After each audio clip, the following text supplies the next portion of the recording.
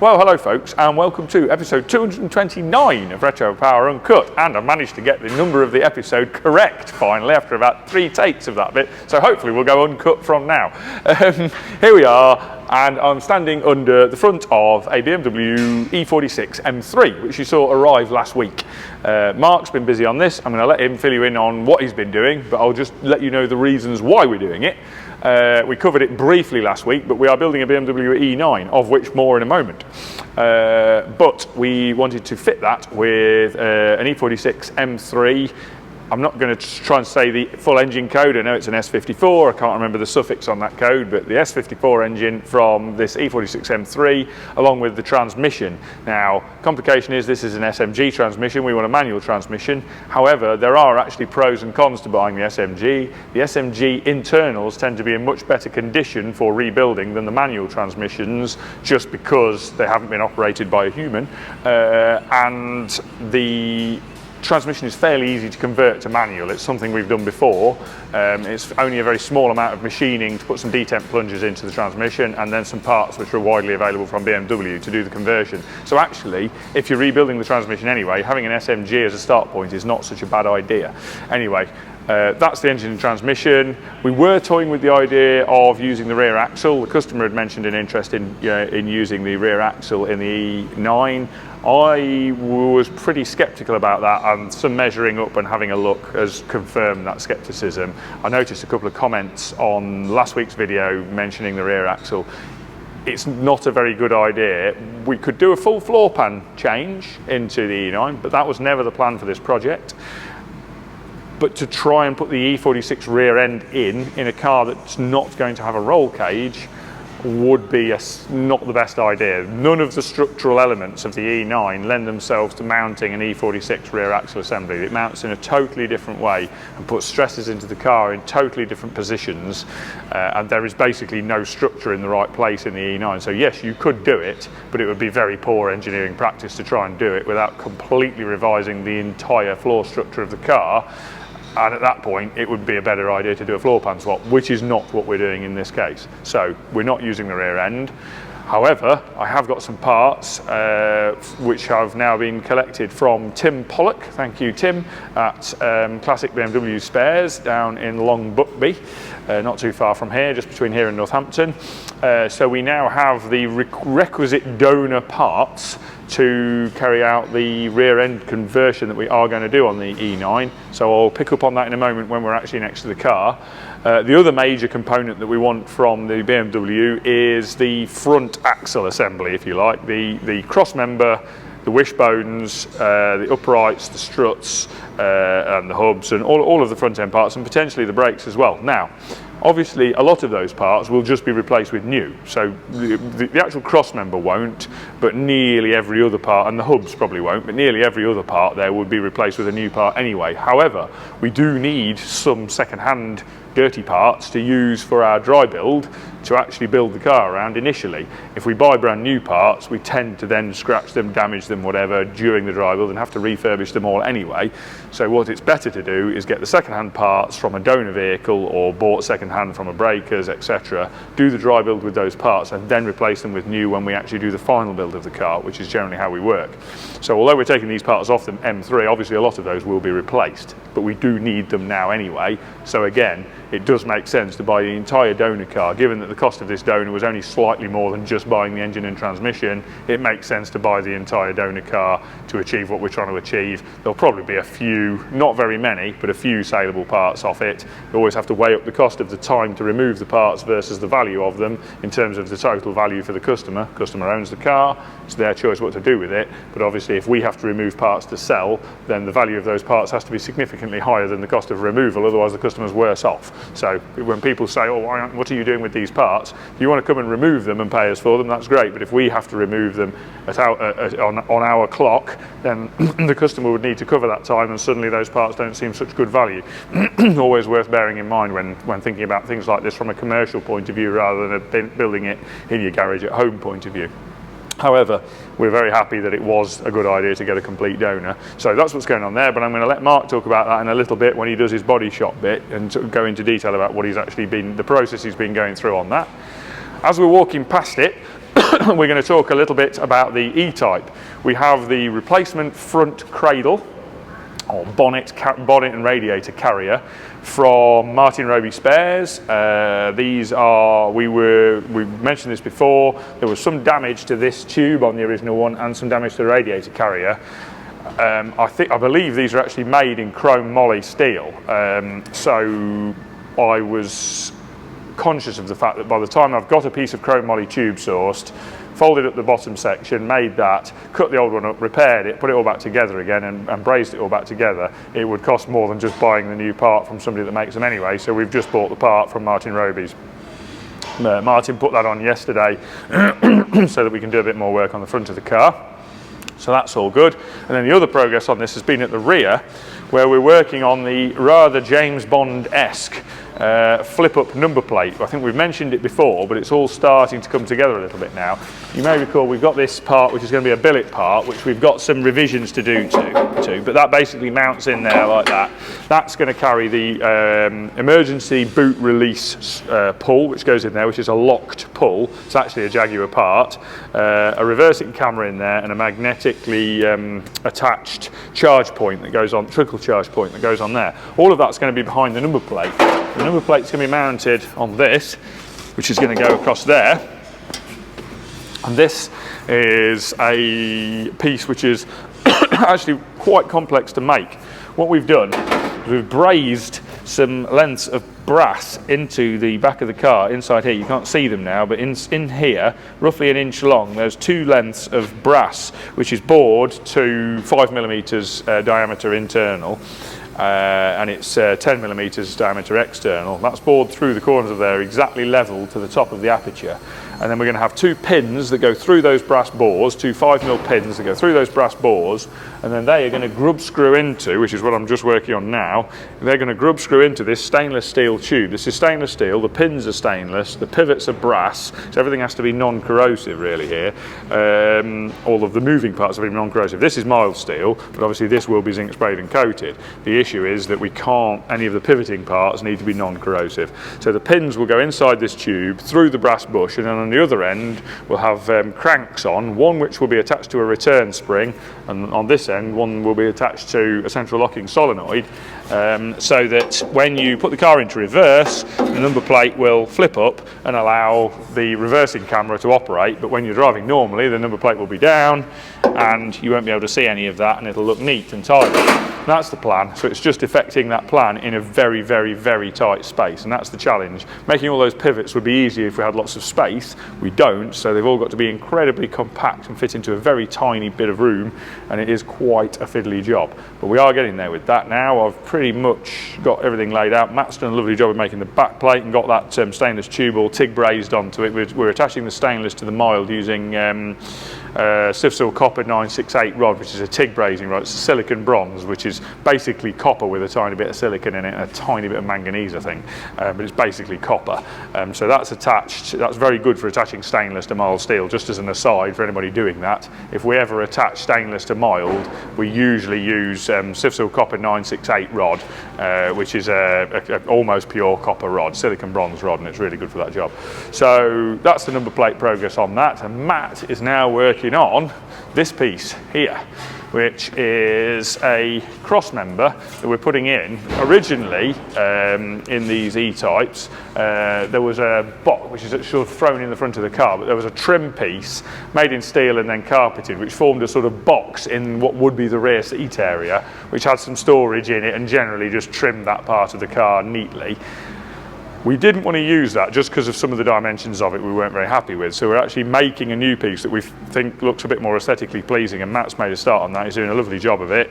A piece that's going to go across where the rear seats would be if it was a four-seat car, and again this will be a trimmed panel. The step's going to take some lids that drop in, and that'll be all welded into the rear seat area so that we can close all that area off, and then there's going to be room for a subwoofer one side and an audio amplifier the other side. That's that'll just give us a bit of space to house those, plus also potentially to hide some inertia reels for the seat belts in a slightly different place to standard. We're pondering, we're not quite sure on that one, but we think we might be hiding them down in there as well. So yeah, that's all coming together, good progress on that. There's some bits going on in the background as well, which I'll let the CAD guys talk about, and there's some machining going on, I believe, as well, but we'll talk about that when it turns up. But I have seen some sneak peeks that Jonathan Plumridge at PBE CNC is making some rather nice parts to do with that filler cap that's in there as well. So yeah, he's progressing nicely on that. Moving on from E-Type, I think it's time to talk about E9. So Stu has been beavering on this. I think we mentioned last week that he'd done a lot of panel removal. Fairly obviously, a lot's fallen off. He's taken it back to a lot of the inner structure. We're waiting for the panels for this now. We've ordered those from a company in Germany, and I can never remember the name of the company, Wallensock or something. I can't remember the exact name. Well, I'll get Jamie can put it up in some text on the screen, because I can't actually remember the name of them, but we ought to give them credit. They do stock quite a lot of panels for these, more than we thought we'd be able to get. We're still missing a few key ones, so if anybody knows of any quarter panels or wings for one of these, that would be useful to know. We definitely can't get them new. I'm aware of various really good second-hand ones floating around on the continent, but if anybody's got any in the UK, that would simplify shipping, because shipping them from Germany is a bit tricky. It's doable, but most people, understandably, selling a wing or a quarter panel in Germany really want you to go and fetch it because of the potential for damage in transit. So if anybody's got any in the UK, that would be really handy to know. We can recover the panels that we've got. In fact, one front wing's actually quite good underneath all the mess. But the others are going to involve quite a lot of work, and then it's just a cost versus benefit equation. It would actually make sense probably to buy new panels, assuming the prices were semi-reasonable, versus rebuilding the old ones. So if anybody knows of any, let us know. We need one front wing, and I can't remember off the top for the life of me now which side it is that we need. We need one front wing, and we could do with a pair of rear quarter panels, particularly the one with the fuel filler in it. That's the worst of the two. Again, we can rebuild them. We've got the arch repair sections coming for them, but in the meantime, if somebody said, oh, I've got a new old stock one, or oh, I've got a really good one that was cut off a car in the UK, then great, we'll buy it. So yeah, further to last week's work, I think this was just after we did the video last week, we got a pile of dimensional data from the internet, and that was very useful, which enabled us to check some dimensions from the E46 versus the E9 and just check that our plans were going to work. And the good thing is they all are going to work. And then in terms of plans and things working, as I mentioned earlier, Martin went down to see Tim Pollock down at Long Buckby yesterday afternoon and fetched back the parts for the rear end. So we have an E28, later type E28 rear beam, which is hiding under here somewhere, so I can't really drag it out very easily, but we'll put some bits of B-roll for that. There's an E28 rear beam, a pair of E34 rear arms, which are basically the same as E28, but a bit later, a bit nicer in terms of design. They're a sort of a tubular design rather than folded sections, and they're quite a bit more robust, quite a lot tougher. So they're a big improvement. So there are E34 rear arms, and then he's also picked up a pair of diffs, one with the correct cover on for the mounting that we're going to be using, and one which has the correct ratio inside it, which has got a 3.4 or 3.64 or 3.46, I can't remember, but basically it's got the same ratio as the E46 M3 has inside, so we have the correct parts in there for that. So yeah, we've got a pile of the E28 base to rear end parts. As I say, it's not all E28, but we've got a pile of parts. Ah, yes, I missed a bit. We've got two sets of drive shafts. There are two variations, two flavours of length, and Tim wasn't quite sure with the combination of differential and drive flange parts that we've got exactly which shafts it would need, and there's not much length difference between them. So he's given me two sets of shafts so that we can pick the right ones and return the other ones. So using that, we have all the second-hand bits to put into the back of this to put a more modern rear end into it, and use the later type rear loading rather than the side loading diff that these cars originally came with. and then we have a rear diff mount. We'll rebuild it with the original second-hand old front bushes in the beam for the minute, but we can replace them later. And then the rear mounting for the differential, we're going to use the similar type to what the car originally had, but new from BMW, and that is on order. I think BMW UK have got one, so we're just waiting for that to turn up, but there's plenty in Germany, so it's an easily replaceable part. So we've got that diff mounting coming. When we've done that, we can actually mock up all the rear axle assembly into the car. And at that point we can establish the rear axle centre line and do some maths, because we need to exactly establish the front axle centre line, and given that we have no running gear on the car and we don't really want to build the car up with the original running gear, which we don't even have on site at the moment, we need to establish the front axle centre line. We can do that knowing the rear axle centre line, and then we can double check it with the outer body panels. But obviously to do the E46 front crossmember conversion we need to get it in the right place, so that's quite important. That'll still involve quite a lot of maths because of establishing exactly where the strut tops go, getting the kingpin inclination and the caster angles correct. So there's a little bit of work to do on there. Further to that, Stu has been working on the rear end of the car. He has completed what you saw last week with the dozer here. Obviously you can see the dozer's now gone. He completed the pull. He was having some trouble getting enough tension on the back of the car without adding anything, so he's actually welded a plate in to pull off and done a pull on that and got everything back to where he's happy with it being. He's happy with all that now. We've still got to replace this section in the middle, but for the moment we're going to leave it well alone, because that really needs doing with the car the other way up, and that will still position everything correctly for us. Now it's in the right place.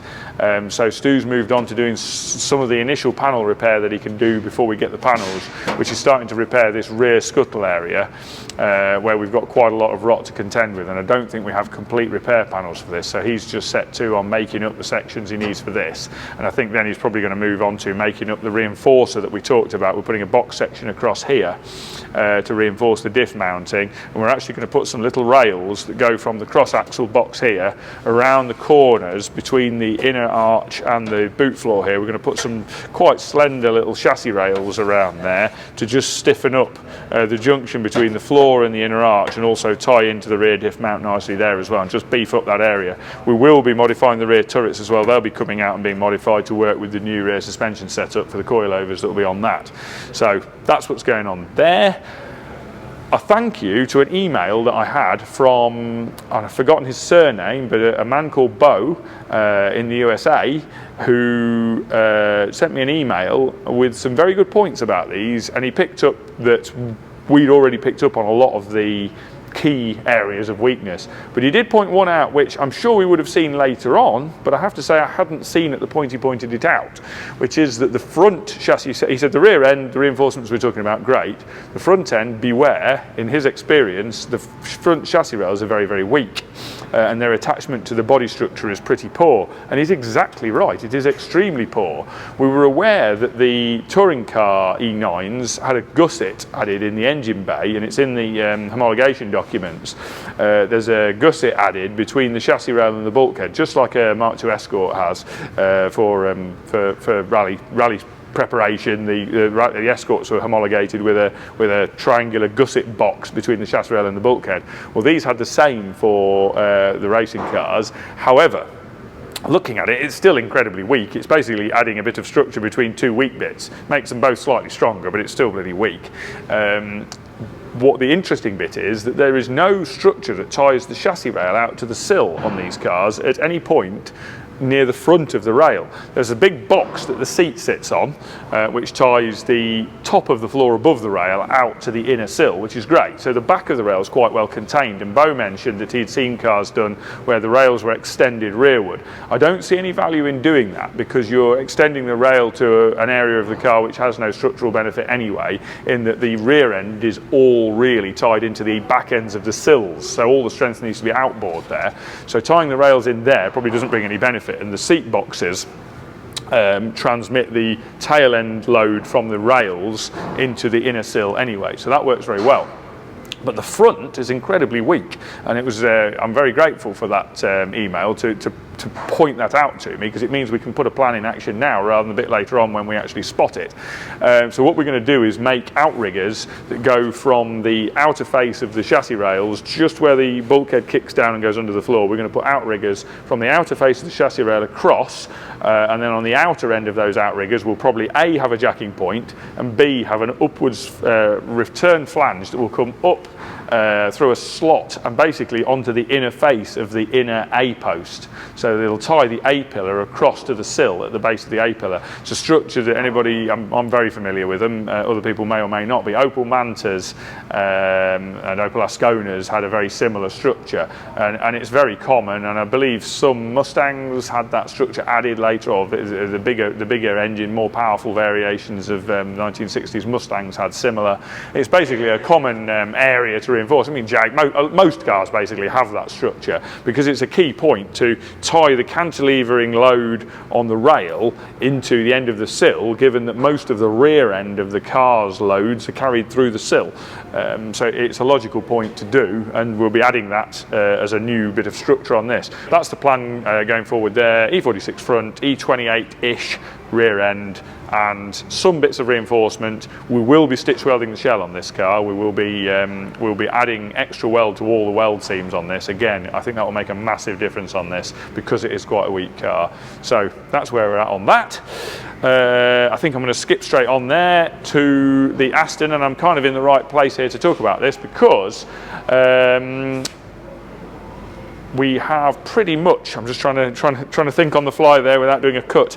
We're pretty much there with all of the body shell repair work on this. Matt has been pretty busy, and he's got the car's spun around. I'm trying to remember what I was trying to remember then, and during my slight pause, was whether the car was this way around or the other way around last week, and I can't actually remember. I think it was this way around. I think Matt had just started on the A-pillar repair. He'd found some strange lead in the A-pillar. It looks like it was factory stuff, but I don't know if it was or not. But he found a hole in the A-pillar anyway. He's repaired that. I don't know whether it was a damaged hole from manufacturing or it was rust, but anyway, he's repaired that. He's repaired the bottom of the A-pillar. This is deliberately left screwed on so that we've still got access, because we need to remove the sill structure yet when we start work on the new chassis. So the bottoms are left loose so that we can remove the sill without having to cut anything off there. Same with all of the repair sections. That's why all of these inner pieces are all screwed in place. That's so that they're not attached to the bottom part of the car, because the bottom part of the car will be going away and being replaced with new.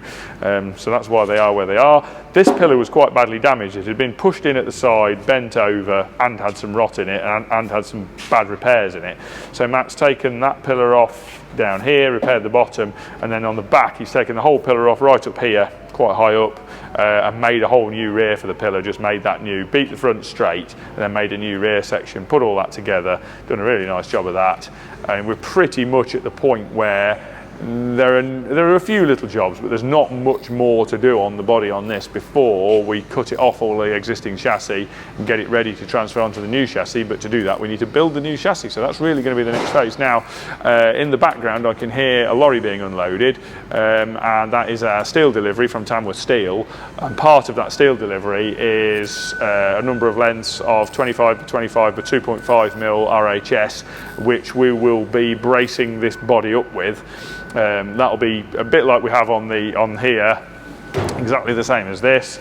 We'll be adding bracing into this Aston body because it's incredibly weak, and once we remove it from its floor pan chassis structure, it's basically a ladder chassis with a sort of fairly poorly designed monocoque plopped on top of it, and we're going to be doing the same, but hopefully improving it, although we won't be removing the upper body because it has to stay the same to carry the panels, but we'll be removing that, and so it'll become incredibly floppy. So we're going to add quite a large amount of box section RHS bracing into that to strengthen it all up, so that when we detach it from the chassis it stays loosely the right shape.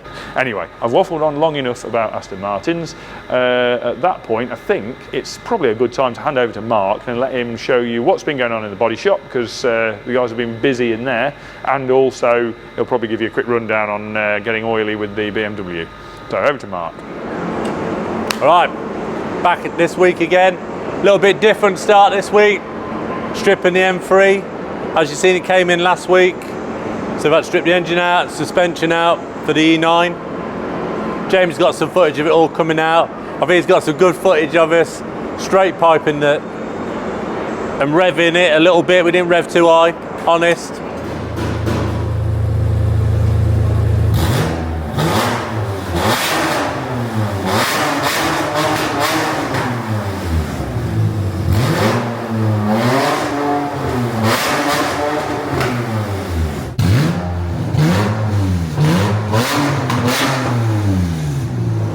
So yeah, this is out. I've got to put the suspension back on in a minute, just do a few more measurements. But that's it for that.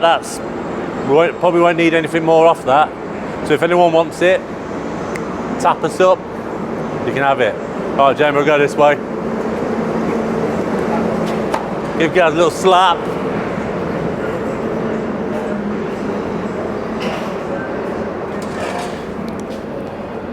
All right, so the Jag now. Jamie, you got footage of it being directed inside, haven't you? The inside, the black. Yeah, he's got footage of that. Show you a little montage of that, some music. No, you probably won't go that far. Also, this week come in, Jamie, a bit more. He didn't get any footage of the Raptor underneath, but we can show you a bit here. This is the body colour. So it's not what the body colour is going to look like on the car, because it's got this like textured look. But this gives you like a little hint of what colour it's going. So we go, no, I don't want it that colour, I want it this colour. Well, it's going to be that colour, so live with it. So yeah, also this week we've been preparing the panels, sanding them 320, 400 grit, to get them really nice and smooth. Then I'll sealer coat them before I put the main colour, well, the base coat on. So yeah, everything's ready to go. Gaz is just doing some black direct on the panels, the inside of the valances, the tank covers and the front valance. We're just doing a black direct on them because they're quite hidden. Then I'll just blow over the front valance with the blue, turquoise, whatever colour it is. Wings are ready for Raptor, they're all mashed up. So we're going to Raptor them. Also had these little bike bits for Alistair with the grey Chevette, the rally car. His missus has dropped the bike, so we've had to sort them out. They're ready, they're primered, ready to just bang some silver on and matte finish. So yeah, that's it. Busy this week. Hopefully next week we start soldering on to get this painted. It won't be next week, but I'll see you next time. So thank you very much for that, Mark, and I think we've covered enough in here. You've heard me waffle on about all sorts of tangents, quite enough for this week, so I'm going to hand over to Cal and let him guide you through the mysteries of the assembly shop, and we'll see you in another week. Thank you very much, Nat. And actually, off the back of the metalwork walk round, I should probably mention that we are looking to take on a new member of the team. So you may have noticed, longer term watchers may have noticed that when we lost Tom, which was probably last year sometime, we never really brought another member into the team, and it was mainly because Nat and I wanted to think more about what skills we wanted that person to have. And we've definitely decided it's more towards the engineering end, so it needs to be somebody who can not only do the fabrication, metal shaping, you know, TIG welding, MIG welding to a good standard, but also be able to work out how the problems are being solved on these cars. So somebody who's used to essentially doing either a lot of motorsport fabrication or actual custom car building, and somebody who can work out and solve the problems as well as do the physical work. So if you think that is potentially you, drop me an email, jobs@retropower.co.uk, and yeah, let's talk more about it. On that note, let's crack into the cars. So Interceptor, Anthony's been ticking off a variety of assembly jobs on this. So got the door handles in now. These are brand new stainless door handles, which I think were from Martin Roby's, and that's allowed him to build up all of the door lock mechanisms now on this, get everything assembled there, get all the doors latching nicely. The rear lights have now been fitted. Actually, that reminds me, I was going to ask Adam, he's not here. We mentioned about the reflectors in the lights and discovering that they were the same as US spec E-type reflectors. Now, I don't know where we got to with that. I'll have to ask. This is great, isn't it? We've done something on the lights, I don't know what it is. Adam, what was the eventual solution on the rear lights on this? We could get reverse indicate but not stop tail. So that's The reflectors. yeah, the stop tail, like actual. Also, the actual reflector. Yeah. The chrome plated. Sorry, chrome painted. Okay, and did that come out okay, did it? Polish the indicator one. Okay, cool. They were alloy. All right. But yeah. Right, you probably wouldn't have heard what Adam said there, but what we did in the end was, because although we identified that the reflector back shells were the same as US spec Series 3 E-type ones, and you can buy those lamp assemblies new, we were unable to get to the bottom of the manufacturer of those and identify whether we could buy just the reflectors on their own. So actually we ended up trying a chrome aerosol spray paint, knowing that it probably wasn't going to be absolutely perfect reflectivity wise, but we were pretty pleased with the results. So that's enabled us to get the rear lights in. And then George is just looking at the front grille installation, which you'll have seen Mark doing all the paintwork on a couple of weeks ago.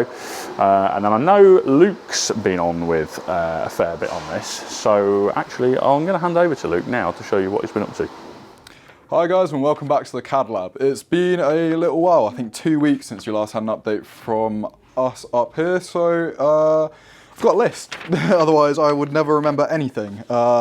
This isn't even everything, this is just the pivotal stuff. If I went through everything that we've done, it would take forever. So I think we're going to start off the Allegro, because that's one thing that I'm super excited for. We've just had the anodizing back for a lot of the parts that were designed up here, and it just looked awesome. I think when it all comes together, I can't wait for you guys to see it. I can't wait to start putting it all together, namely first the door cards. Alex has just finished terminating all the wires for the window switches, so I think there's one last thing to check, and then I can actually finally fit the door cards, which is going to be so cool. I think the last update that you had from me, I had just finished designing the top dash panel, which sits over the existing dash. That's all now with Richard, along with the dash itself to get trimmed, and also the steering wheels, because along with the anodizing we got back, we got the steering wheel centers back. He has the two halves, which are routed downstairs. He has the centers, which were printed up here. And now that's all coming together in a very cool way. And then to add to that as well, I made, they're on the shelf, the little brackets which sit on the back of the steering wheel. They then hold on the back part of the steering wheel, which meets up with the original Integra kind of column shroud thing going on. So that, as soon as we get that back from Richard, can all be assembled on the car as well. Again, super exciting.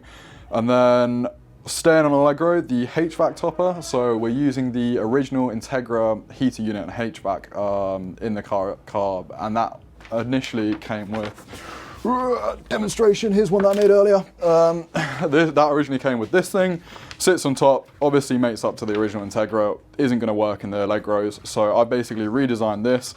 It's got a pretty funky undulating flange detail going on, which has been mimicked, and then all the standard mounting detail as well. So that's prototyped. The first final half is printed and is a paint to clean, but I've done most of it now. And yeah, I think that's where I'm going to leave it for the Allegro for now. Again, there is other stuff like dash brackets and everything like that, but they're less interesting to talk about.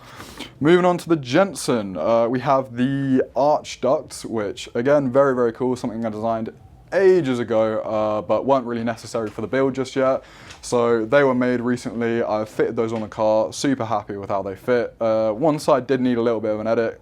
Gonna hold my hands up and say my fault. There was a bit of the car that wasn't in the scan. I think when I was cleaning it, I must have deleted it or whatever, and it just didn't make it through to the CAD, and completely my fault. I forgot to cross-reference back to the car before it was sent out. However, it was an easy fix. It just needed a little bit of scalloping out so it fit around it, and now that fits mint. So they're on the car on both sides. I also made the receptor, which goes on like the engine bay side and kind of clamps it all together. Fitting on the car, looks awesome. Also on the Jensen, I've been going through the interior work file. Again, ages ago, I did the design work for that. So I've been through it now again. Just checking everything, changing slightly how the side panels mount on, making sure that all the sheet metal parts are actually feasible to make. And that is now ready for review. And I'm going to leave it there for the Jensen. I'm so sorry if this feels like I'm reading off a list, by the way, because I am literally reading off a list. Moving on to Churchill. Rear door cards, they've been trimmed. Rear center console is now bolted in the car. So moving on to front door cards, did a little prototype print of the top corner, which has kind of the most detail going on that needs to fit around the most different things. That kind of went quite well, to be honest. few minor tweaks, they've been made, reprinted that now fits, bang tidy. I'm just waiting for Cal to have a look at it so I can carry on with those edits. And then along with that, the kind of trim rails which go along the roof, kicks down the A pillar, kicks down the B pillar, and needs to interact with both the door card and the dash end cap as well. They have been drawn, the profiles for those are being printed so I can check them in the car, and then if that's successful, I can figure out the mounting details and they can also get made. Boom, moving on to the XJC. So you guys saw the mirror design that I did for the client. He came in, he really liked it. I have now mirrored that design for the other side. It's a bit different because obviously you need to change the angle that the mirror faces at, because the two angles on either side of the car are going to be different. So that's been done. The demist vents was another thing we had to tackle. Originally they had these like rather gash, plasticky, square top demist vents, and nothing in that car interior is square whatsoever. So we've changed that now. So a very cool design which also houses the tweeter in it, acts as the demist vent. It's going to work mint. Scuttle vent was the next thing on that. So in front of where the windshield sits, it had an original one, but it was made out of a terrible material. We couldn't get that chromed. We've changed the design slightly to, instead of having slats going across it, it's just going to be a mesh like the front grille is. So that's also been done. That's waiting for the client to see it. And then a few minor dash adaptations. We've really honed in on the interior on that car now. The center console client's really happy with. It's now literally the entire interior now pivots on where a 3mm recess in the dash, the ends of that between 5 and 0 degrees is basically what we're waiting on that. That's just down to client opinion really. And I think that's it for the XJC. So last car that I'm really going to talk about is the E-Type, specifically with the rear lights. You guys saw the lenses for that, not the lenses, the renders for that. I don't think they actually have seen the 3D print yet, so I did a working prototype of the light renders that we had, and I want to do a more in-depth part on these at the minute at some point, because there's quite a cool iterative process to get to where we are now in terms of both the design and working with the client on that design, but also bringing that design to manufacturable ability. But this is a certain section of it. So you have the individual LEDs, which have different potting sections wrapping around the light. So you can pot them in. Obviously, they need to be, gravity still exists. You don't want it falling out. And then held in, clamped together against the panel. It's got an O-ring groove in the actual lens itself. It's going to have a opaque kind of filter through there. These won't be non-see-through, obviously. And then that clamps against the car like so, slots in really nice. What a satisfying click.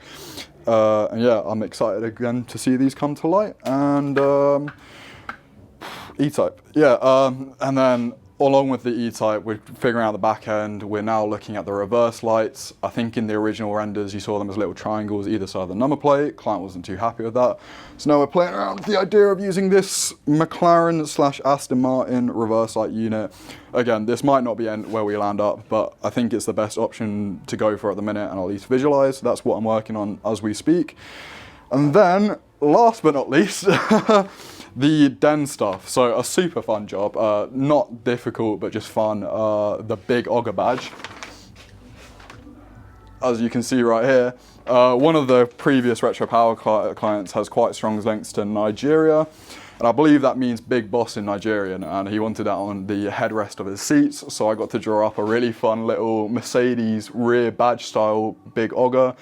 I really like jobs like that. They're fun, they're silly, like why wouldn't you love doing that? And then a couple of little infill panels. I'm going to be completely real with you, I don't know what they're for. I was given measurements and said, can you make a panel of something which will clip into this panel? And I said yes, and now they're on a car somewhere. You can ask her what that is for. And then, I keep calling this the Fiat Bruschetta because I can never remember what the name is. And I hope people know what I'm talking about. It's a Fiat Bruschetta. Cheese. Yeah, it's like I don't think it's actually Classic cheese. Italian starter. Yeah, a classic Italian starter. But that at the Den, he wanted a little. I've done one similar for the Mercedes, but now this is for that. In the center console, a little infill thingy. It houses 2 switches for the heated seats, and then the original cigarette lighter takes it from being side mounted up vertically mounted, and then he can put his little garage door opener thing. Very cool idea. In there, pop open your armrest, press a button, your garage door opens. We love to see it. So that went through the process of being designed, printed, and actually made and assembled over the weekend, really. So designed it Friday, printed it over the weekend, and that was handed to Nick this morning. I've assembled it all this morning and then handed over. And then last but not least, Capri center console. Armrest was trimmed by Richard. He did a cracking job on that. All of the custom designed center console 3D prints were all trimmed by Richard.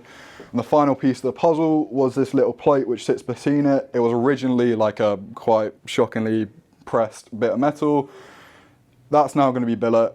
I've made all the changes that I needed to make on that post trim, and that's all ready to review now. And then once that's done, this can all be sent back to the den to be sent back to the client.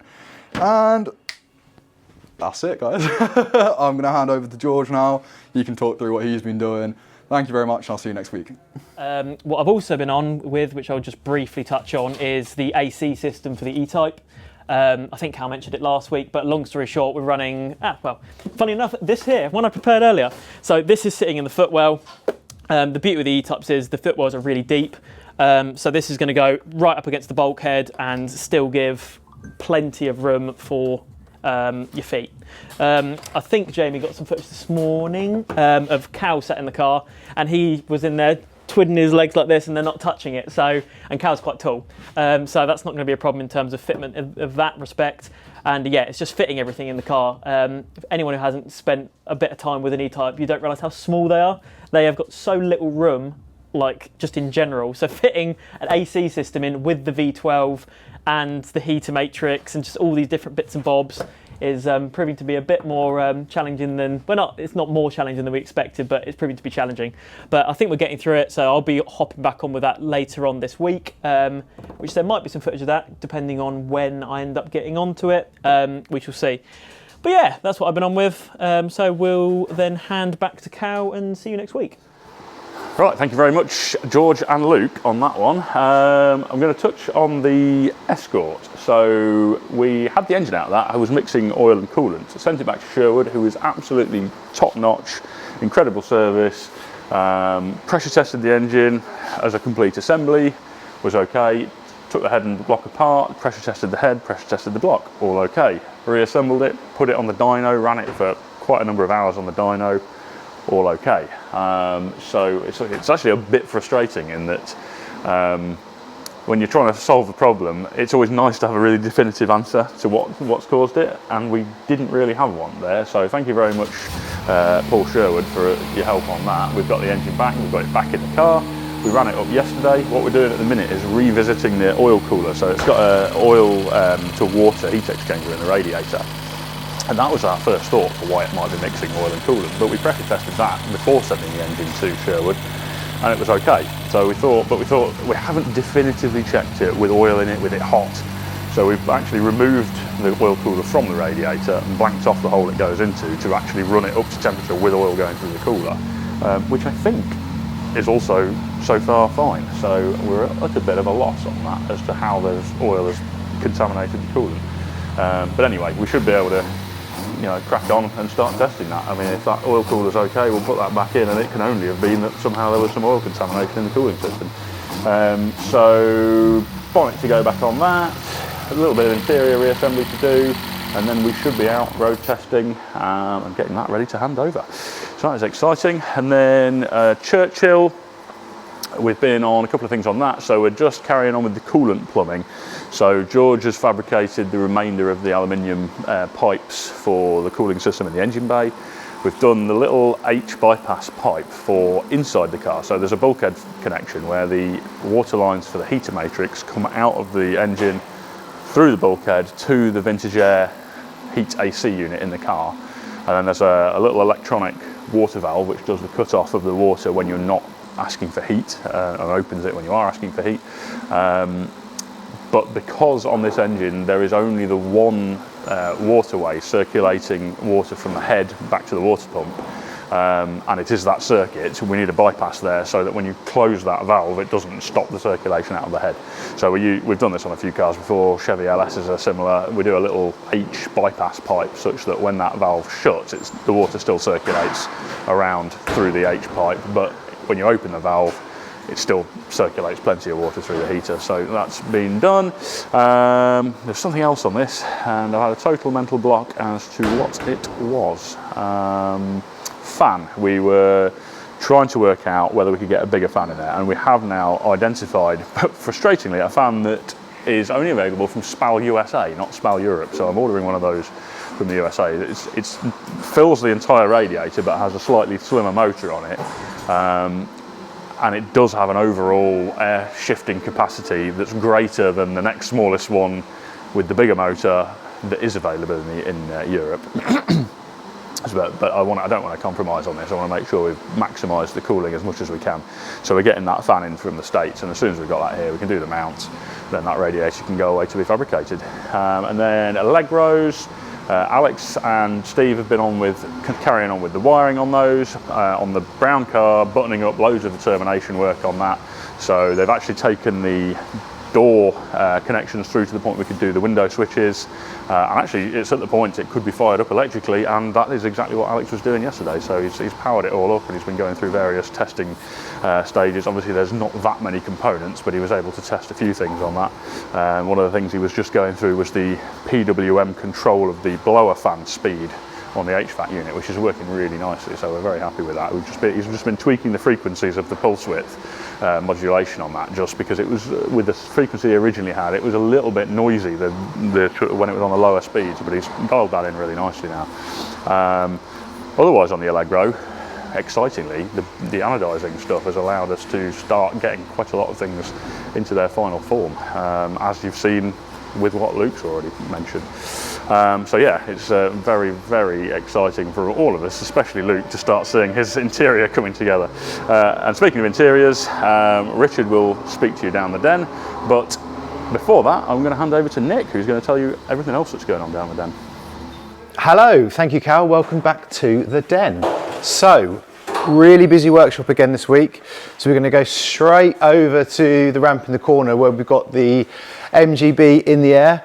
And Luke at the moment is just prepping, ready for us to put the engine back in with the new Tremec gearbox. So one of the requests from the customer was to put some heat proofing around in the tunnel, just to stop the kind of latent heat soaking through into the car. Obviously it's a classic car, they don't really have a lot of kind of heat protection and all that kind of stuff. So we're doing that. So Jamie will get a bit of footage of that. The Lexus, this is going to be an upcoming project. The customer's popping in a week or two to have a chat about this, so I shall come back to that in a few weeks, but that's going to be a super cool thing. Barchetta, so you saw last week Richard was putting the heated seat pads into the original seats. That's all done, the seats are back in. And we have, I can't remember if this was on last week, we've done a little 3D printed section for the switches in the center console cubby hole. So they're tucked away, they're out the way, and it's also non-invasive. So we're not damaging any of the original interior because the car is so good, it's so clean and tidy and original, we don't want to start butchering anything. So that is in, and we're just chatting to the customer. We may paint that section, the new 3D printed section, body colour. Yeah, Luke likes that. So the car has body colour accents on the inside of the doors and under the dash as well. So we thought it would look quite cool if that was done in body colour. So we're just waiting to hear back from the customer on that. Behind me in the detailing bay, so we've got the Skyline and we've got the 124. The 124 is all but finished now. So we'll do a big reveal on that hopefully next week, and we can go through a little bit more detail, all the cool stuff. Really super cool car. Chris Fox from Foxtail Detailing very kindly came and spent a couple of days on that. And he also very kindly gave the Skyline a quick once over before the customer comes to get that next week. Very cool thing. I'm a big fan of that car. Like that a lot. Very, very cool thing. Come round this way past Richard. Richard will do his bit in a bit. He's putting the back seats in this SL. Very super cool. I'm a massive fan of the interior in that. Really cool thing. So round here, the E30, we've done our inspection on that, and that's gone out to the customer. There's a couple of little tiny things we're going to do on this, but it's basically like a new car. So there's nothing really major, like I said last week. So that's all good. Golf, we've been doing a little bit of work on the Golf. So we've had all the brake calipers and the back plates and the carriers off, and we've blasted and painted those black with a proper kind of high temp enamel paint. So just purely aesthetic, keep it looking really neat and tidy. And we've just done them black 'cause it's quite subtle. We don't want it all showy. The customer doesn't want it all kind of showy and blingy. We have also agreed on an audio installation. So I've got all the bits on order for that, and all being well, we'll be able to have a look at that next week. But that's going to be really cool, really subtle, no big 12-inch subs in the boot like it would have been in the 90s. Not that there's anything wrong with that. So yeah, looking forward to getting involved with that as well, and we'll be able to have a look at that next week. Let's come round. So MG gearbox and engine. So just talk a little bit about what's going on. So we've got the Tremec gearbox, and if Jamie is kind enough to do either B-roll or come round, I don't mind. So we've got a concentric slave cylinder, hydraulic slave cylinder in the car now. This was a kit that the customer sourced from America.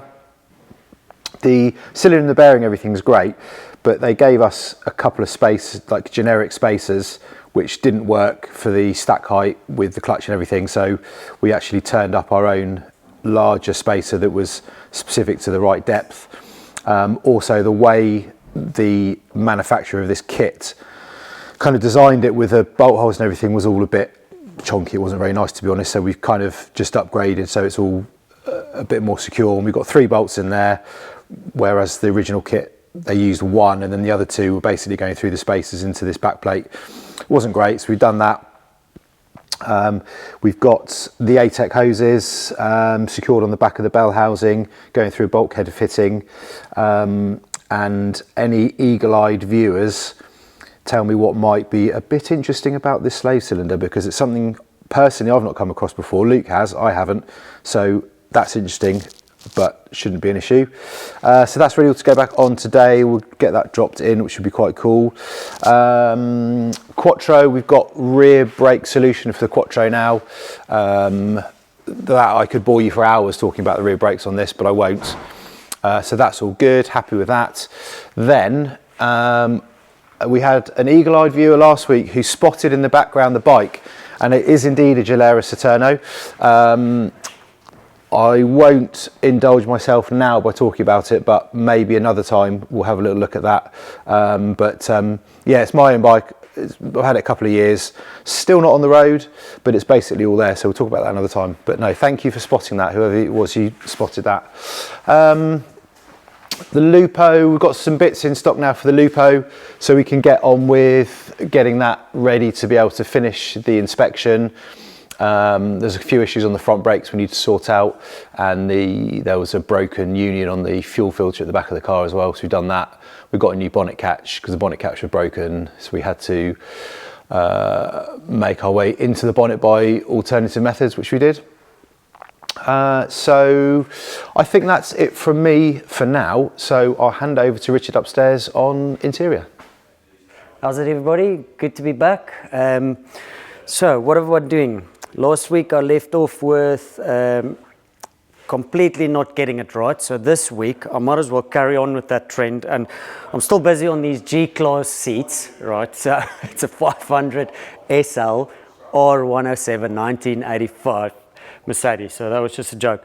So there's a completed seat. Jamie will get a nice seat for this.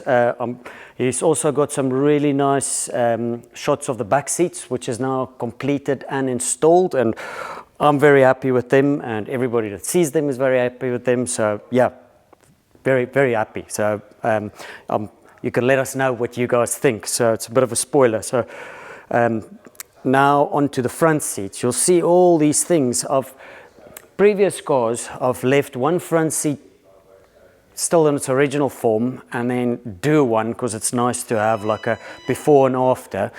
This time around, I'm not doing that. I specifically left that seat intact because it literally has probably over 100 little parts that needs to be put together. They were quite ahead of their time in Mercedes in the 1985 because the seat's got height adjustment, sliding forward and backwards, it can recline, there's heated seats in it.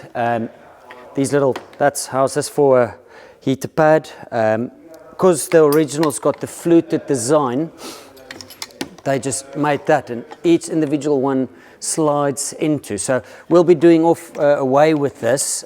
We've tested it, so we can put a new pad in, same resistance, should be fine, just a bit more solid because we're doing a solid panel with some diamonds. So you'll see on the rear seat shots what I mean with we're getting rid of the flutes. So happy with that. We're going to keep all the original switchgear and everything, so we're just going to use a modern pad, so that's going to be cool.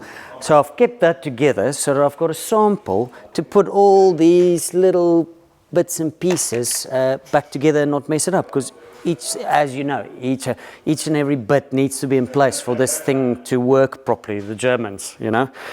So joked about that. So this week I will be carrying on. So I've stripped one front seat. Luckily they're the same. So I'll be cutting and sewing from today up until next week. And then it will be on to the door cards. I don't know if I've showed you the door cards. I don't know if we could swing around. I have done some work on them. We've stripped them all out. I've cut the die bond. I've received all the new weather strips and everything from a place called SL Shop. If you ever need it, if you're a Mercedes driver, if you need anything from Mercedes, SL Shop, they're really good. They had all the little clips, exactly the correct one for the weather strip and the window scraper and the door card. So all of that's in. We're working on a design. We're changing the armrest a little bit because this customer is quite a big guy. So the armrest is just hitting his leg as he sits. So we're just going to do away with the armrest and we're going to introduce a nice little pull strap. We just bought standard ones. This is from Morris Minor. We bought standard ones. It comes with a nice little chrome cover. I'll redo that in the same color leather, and that will be there, and you'll be able to close the door, but there'll be nothing scraping against his leg or anything. So that's going to be cool. So it's front seats next, then door cards, and then carpets probably next, and then that's done. What else have I seen? Carl last night sent me a couple of pictures because I'm here and they're over there, and Luke came and got the Allegro door cards for one of them, the brown interior. And I got to say, now that the armrests are in place and the anodizing is done, it is looking absolutely gorgeous. We just can't wait for that interior to go back in. So that's the hype around here now, one of the Allegro interior. So I think, Jamie, that is it. I've got nothing else to bore everybody with. I'll see you next week. Thank you very much, Richard. Thank you very much, Nick. And actually, I remembered the thing I did forget on Project Churchill was the heat shield for the exhaust manifold. So Stu's made a stainless steel tubular manifold for this, which is more or less a replica of the original cast manifolds. Because this is not an all-out performance car, it's a cruiser. We were going to use the original cast manifolds on that AJ16 engine, and we fabricated a stainless system from there back. But we noticed the manifolds were cracked, and we then subsequently discovered that basically that's just standard thing. Those manifolds crack almost always, so it's almost impossible to find a set that aren't cracked. And we spoke to a company that specialise in repairing castings, and it wasn't really going to be cost effective or even potentially possible to make it reliably repaired. So we thought, well, we'll do a stainless steel version to the same pattern so we can still use the same system on it. But also further to that, we wanted to make a heat shield to replace the original stainless heat shield because they're a bit scruffy looking, you can't buy them new. And we wanted something a little bit more effective in terms of heat insulation. So we've used that sort of pressed aluminium heat shielding that has essentially a composite layer between two crinkled pressed aluminium layers. Stu's done an insane job of forming all of that and edging it all, and he seems to have now become the master of heat shielding. I think we've done a few projects now, the Interceptor one for a start, but that manifold heat shield is just absolutely stunning. So yeah, that's been made for that. So we're starting to button up everything in the engine bay. Anyway, on that note, I think it's time to finish, and we'll catch you again next week.